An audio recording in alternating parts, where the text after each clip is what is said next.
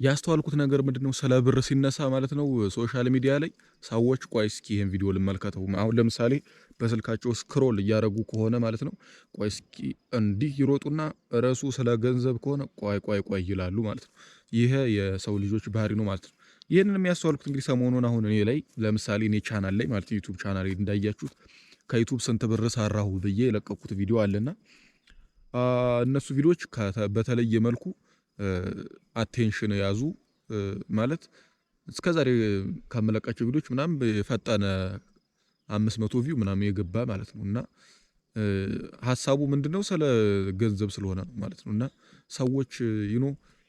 እንትን ይፈጠርባቸዋል በቃ ጉጉት ማለት የማወቅ ጉጉት ስለ ገንዘብ ምናምን ሲነሳ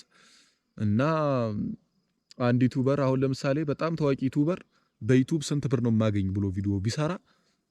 ከሚለቃቸው ቪዲዮዎች የበለጠ እይታ ያገኛል ብዬ አስባለሁ ማለት ነውና ይሄን የተማርኩት እኔ እንግዲህ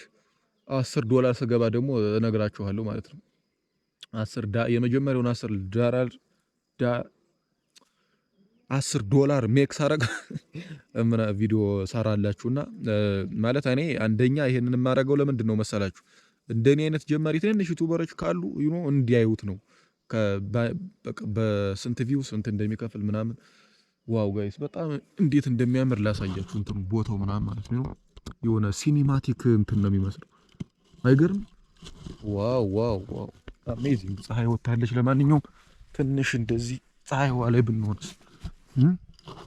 ኢትስ ክሬዚ እዚህ ላይ ቆይ ሌላ ቪዲዮ ልስራበት ነገ እንገናኝ በሚቀጥለው ቪዲዮ ጋይስ